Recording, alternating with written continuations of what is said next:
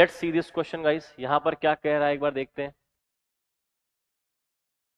यहाँ पर आपका ये ग्राफिकल क्वेश्चन आ गया था। Following mechanism has been proposed for the exothermic. सबसे पहली बात देखना है एक्सोथर्मिक। अब अगर एक्सोथर्मिक रिएक्शन है तो पोटेंशियल एनर्जी में रिएक्टेंट से प्रोडक्ट का जो लेवल है वो नीचे आना चाहिए। यहाँ पर इसका लेवल नीचे आ रहा है, बिल्कुल रिएक्टेंट से प्रोडक्ट लास्ट में नीचे बन रहा है, ये आंसर हो सकता है। रिएक्टेंट से प्रोडक्ट की एनर्जी ज्यादा है, ये आंसर नहीं हो सकता। रिएक्टेंट से प्रोडक्ट की एनर्जी कम है, हाँ ये आंसर हो सकता है। रिएक्टेंट से प्रोडक्ट की एनर्जी कम है, ये भी आंसर हो सकता है। तो पहले तो एक्सोथर्मिक लिखते ही ये ऑप्शन गलत हो गया। चलिए आगे।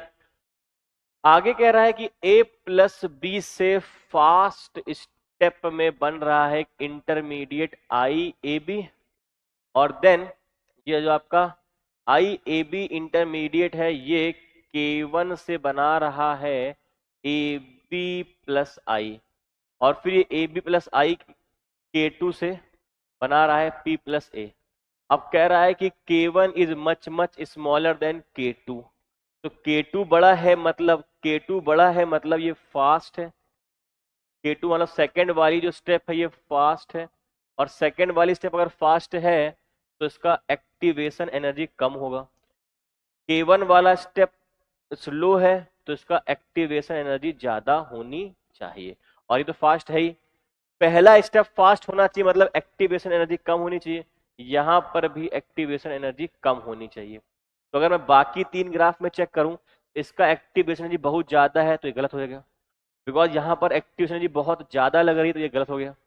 यहाँ पर भी एक्टिवेशन कम लग रही है, यहाँ पर भी एक्टिवेशन एनर्जी स्टार्टिंग में कम लग रही है, तो ये दोनों पॉसिबिलिटीज हैं।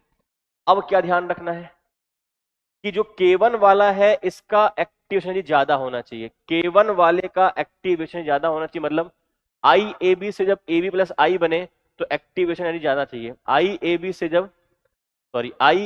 जब AB प्लस आई बने तो एक्टिवेशन एनर्जी ज्यादा होनी चाहिए, और जब AB प्लस आई से ये बने तो K2 के रेस्पेक्ट में जो एक्टिवेशन एनर्जी कम होनी चाहिए। तो AP प्लस आई की एक्टिवेशन एनर्जी आप देख सकते हो यहाँ पर कम है और इसकी ज्यादा है, यानी ए वाला जो ऑप्शन है वो सही है। आप यहाँ देख सकते हो IAB से जब AB आ रहा है तो उसकी एक्टिवेशन एनर्जी कम है और इसकी एक्टिवेशन एनर्जी ज्यादा है, यानी यहाँ पर इसलिए गलत हो गया। तो option number A is correct. तो यहाँ पर जो कॉन्सेप्ट है ये आपको रेट,